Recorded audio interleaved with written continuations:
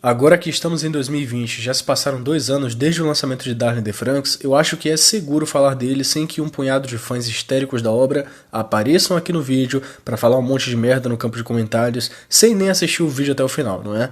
Então eu estou aqui agora, depois de 2 anos, para comentar como é que foi assistir Darling in the Franxx, e eu já falo logo de cara que foi uma decepção imensa, eu não vou ficar segurando o vídeo não, porque se você quiser entender isso, você vai ver o vídeo até o final, e se você não quiser entender e só quiser saber a minha opinião por cima, você vai sair do vídeo agora, então é basicamente isso. Então basicamente em janeiro de 2018 tinha começado um anime que parecia ser conceitual e uma espécie de clássico moderno. Darling in the Franxx era basicamente uma história de crianças pilotando robôs totalmente esquisitos no sistema em que eles foram criados para sobreviverem em um cubículo que eles chamam de casa, porque a Terra já está nas últimas e eles nem conhecem o mundo exterior. E aí a gente acompanha 2 protagonistas, sendo eles o Hiro e a Zero Two.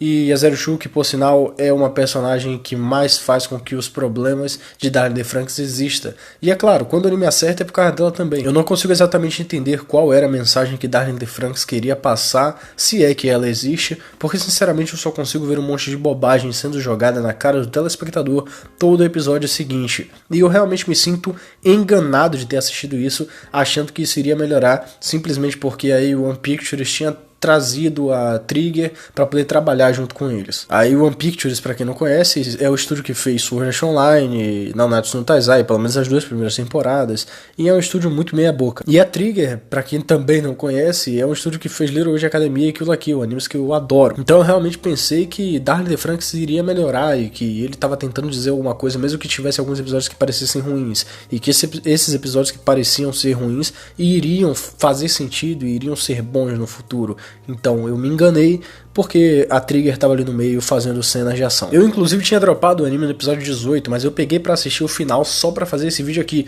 e é ainda pior do que eu pensava que seria. Todo episódio de Darling in the Franxx tem um tema diferente, e ele sempre parece querer tratar esse tema com algum tipo de maestria, porque ele realmente vai a fundo no tema, mas logo no episódio seguinte ele esquece o que ele fez e simplesmente deixa as coisas continuarem sem tratar tão bem dos assuntos que ele apresentou.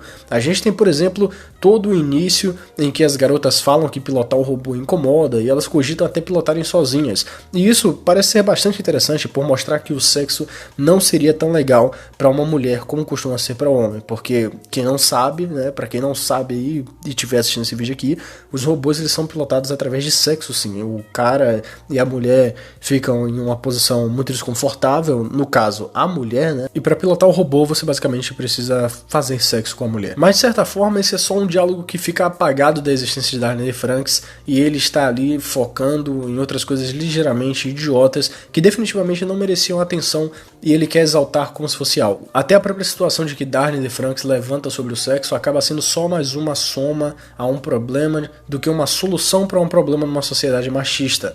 O sexo é simplesmente exaltado em Darling in the Franxx e ele só existe para criar uma espécie de eti, aonde ele não vai ser tão mal visto pelas pessoas pelo simples fato de que eles falaram sobre isso com pequenos diálogos aqui e ali em algum momento do início da série. Parece que essas pequenas coisas são suficientes para poder criar uma gama de problemas em Darling in the Franxx e tá tudo bem. Ninguém que tá gostando da série vai reclamar, e é basicamente isso que eles fazem, sem se importar nem um pouco com a situação. A ideia dos robôs serem pilotados através do sexo dos humanos é muito boa, na minha humilde opinião, mas sua execução é péssima, assim como todas as outras coisas que Darling in the Franxx aborda, e outro exemplo disso é a maldita personagem Kokoro, que é gordofóbica, e também o Futoshi, que é aquele tipo de pessoa que aceita qualquer coisa e tá tudo bem. Eles são 2 personagens extremamente ruins.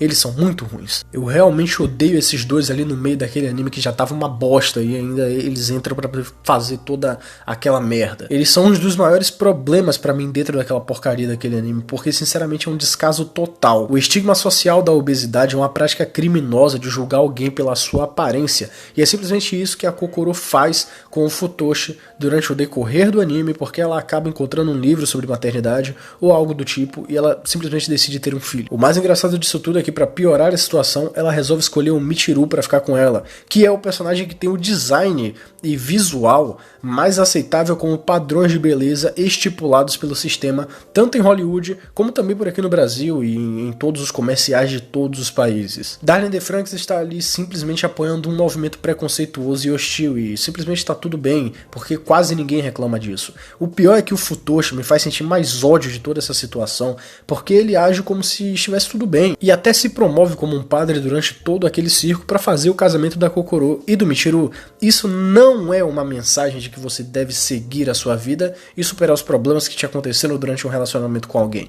Isso é basicamente te dizer para ser trouxa de todas as formas e achar que tá tudo bem em ser traído ou humilhado por alguém na frente de muitas outras pessoas que inclusive são seus amigos, principalmente só porque você é gordo e essa pessoa não te quer exatamente por você ser gordo. Mas saindo um pouco desse lado do anime, para não ficar totalmente estressado aqui fazendo o vídeo, ainda tem a questão de que Darlene DeFranks copia tudo quanto é mecha que um dia foi famoso e deu certo na indústria, para poder montar o seu cenário e simplesmente cagar em cima de todos os conceitos que eles tentaram apresentar no passado. E sim, eu estou falando de Evangelion, Gurren Lagann e Gundam, que eles copiaram na cara de pau e fizeram isso da pior forma possível. Para quem assistiu esses animes sabe exatamente do que eu tô falando. Aliás, aquela reta final do anime que quase todo mundo reclama, só é uma intensificação do que Darlene DeFranks vinha sendo durante todo o seu percurso. Apresentar elementos e abandonar eles no meio do caminho, criando problemas de roteiro para a série e confusões sociais. Então, se até a galera que estava curtindo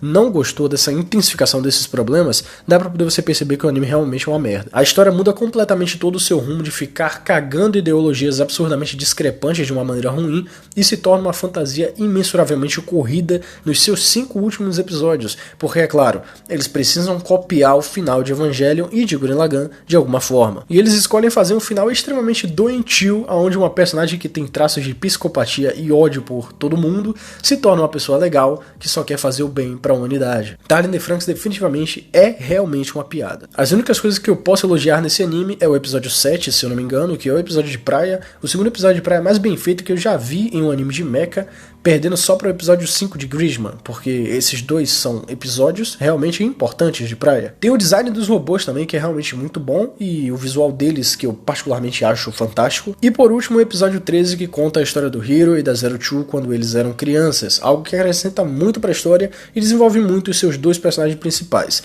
Mas é claro, né? A essa altura vocês já devem saber que todo esse desenvolvimento não serve para literalmente nada, porque nos episódios seguintes eles se esquecem disso e isso é tratado apenas como um background do passado. Algo que já aconteceu, a gente só tá mostrando pra você, isso não é necessariamente importante, mas toma aí as informações para o banco de dados de algo que talvez você esteja gostando.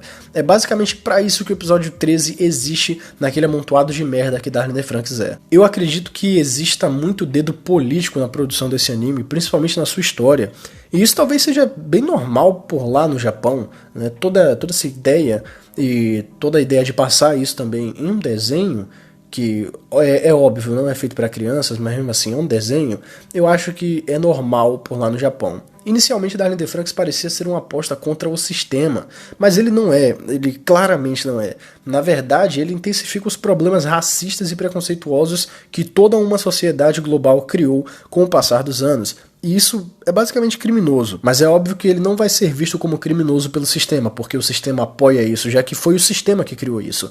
Então eu vejo como se Darlene DeFranks fosse político e muito bom pra política. E talvez isso é o que faça ele ser ruim. Jogar tudo isso como se fosse algo normal não é uma quebra de tabus sociais ou até mesmo sexuais se tratando dos próprios robôs, mas sim é uma situação de risco onde mensagens preconceituosas, machistas, racistas e fascistas estão sendo passadas adiante por um desenho. Eu não comentei exatamente tudo que eu deveria ter comentado nesse vídeo a respeito de Darlene DeFranks, mas essa é basicamente a minha opinião que eu tenho para passar para vocês sobre o anime, e eu espero que vocês tenham gostado desse vídeo e entendido o que eu quis dizer aqui. Qualquer rede social que eu tenha disponível vai estar no comentário fixado desse vídeo, e aproveite para usar o campo de comentários para deixar a sua opinião sobre esse anime ou sobre o que eu falei aqui no vídeo. E para você que costuma comentar as hashtags que eu deixo no final do vídeo, hoje não vai ter isso e talvez eu até remova dos próximos vídeos porque não me parece mais algo tão interessante a se fazer. Então, muito obrigado a você que assistiu esse vídeo até aqui, um grande abraço e eu te espero no próximo, hein?